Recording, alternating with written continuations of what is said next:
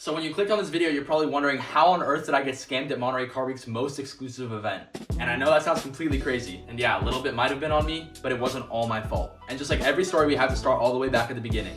And the beginning is when I first arrived at the Quail.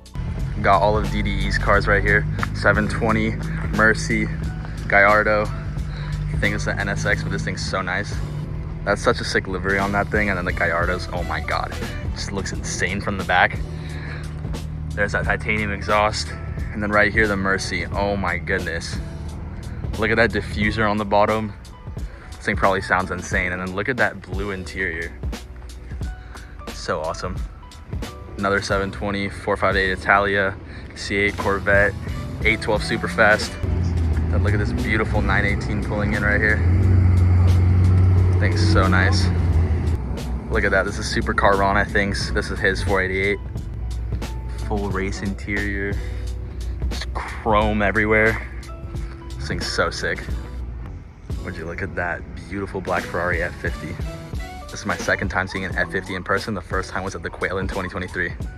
I mean, the Quail parking lot is just crazy. Beautiful center right here.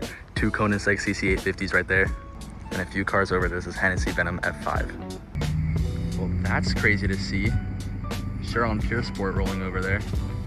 And in case this thing looks familiar, I saw it on Sunday when I was up here, parked in this exact same spot.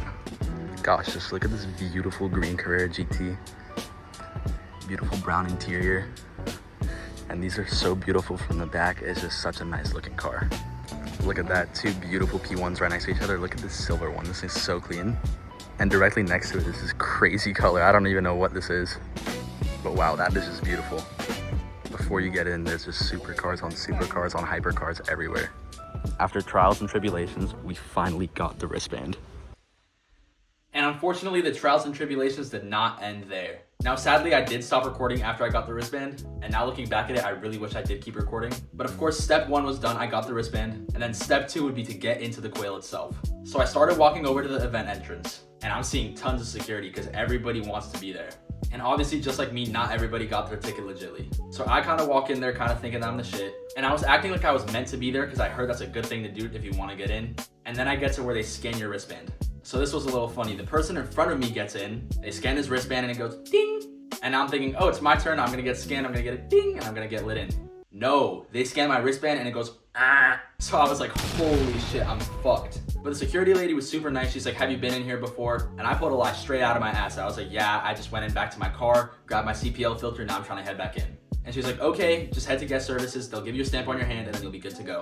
And I was thinking, perfect, I'm gonna get into the Quail. No, I did not. So I walked down to the guest services tent. There are 3 big dudes in it. Not gonna lie, I did get intimidated a little. There was a little bit of a line at guest services, probably waited about 5 minutes, and then I got to my turn.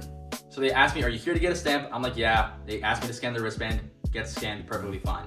But then they look at me a little weird, and they're like, hey, is this your wristband? So right here, I'm faced with 2 choices. One side, I say, yes, this is my wristband. Second choice, no, this is not my wristband. Now, I did get my wristband off an Asian dude, and when they scanned it, they probably saw an Asian dude's name, and they were like, this kid cannot be him. So I went with option 2. I told him I got it off a friend. And then here's where it gets bad. They asked me who my friend was. And I tried to downplay it. I was like, do you want his name or something? And I knew that if they asked for the name, I would be fucked. And of course, to my luck, they asked for the name. Now, right here, I'm in a little bit of a pickle because I don't know this dude's name. So I just confidently say James. And they're like, yeah, no, the guy who owned this wristband was not named James. So I'm kind of like, okay, I'm just gonna go call him real quick. And they were like, yeah, take your time, you're good. And they definitely did not believe my story one bit. They were just being nice. Oh yeah, and the one thing I forgot to mention, I paid $300 for this wristband. And for me, $300 is a lot. And keep in mind, this is my money. This is $300 cash that I could have been saving up for mods instead. But I paid this random Asian guy who was leaving the Quail to get his wristband. So in that moment, I was like, shoot, I probably got scammed. I'm not gonna be able to get this $300 back. And I'm sure as hell not gonna be able to get into the Quail. And I kind of wish the story ended there, but it did not. There was this one guy that was always with me trying to get wristbands as well. Now, I got super lucky. I got one off of somebody before he did. But then when I'm leaving guest services and I'm going back to the parking lot, I see that he also got a wristband. So I tell him my whole story. I'm like, yo, you're probably not gonna get in. And then he's like, watch me. What is that supposed to mean? So I'm like, okay, dude, let's exchange numbers. I wanna see if you get in. He gives me his number. I tell him to text me when he gets in. And I'm like, there's no way this guy's getting in. So after that, I'm just chilling in the parking lot. There's a ton of supercars, hypercars just parked up everywhere. 2 minutes later, I get a text from this guy. Now you wanna know what it says. Hey man, I got in no problem. I'm eating steak now. Holy shit. How on earth did this guy get in, but I didn't get in? I'm just the unluckiest guy. So I'm like, okay, let's try again. I get my dad to come with me this time. We formulated a little story. I'm not gonna get too deep into it because that's just gonna be way too long to explain. Safe to say though, our story did not work. And the only thing I got out of the Quail was a loss of $300. So what is the moral of the story? Well, this is actually gonna be the lesson that I'm taking away from this. I have the wristband still, and I'm gonna hang it up on my wall, and it's kind of gonna be used as a token to say, hey man, you're never gonna try to fake sneak your way into an event again. You're gonna make enough money to buy yourself a real ticket and get in the legit way. And the sad thing is I got into Quail in 2023 doing this exact same thing. Except last time, I got the wristbands for free. So it sucked to pay $300 for the wristbands and just not get in. But it's all good because Car Week in general has just been amazing so far. Actually, when you guys are watching this video, Car Week's already gonna be over. But yeah, it was awesome. But yeah guys, that was my little story time.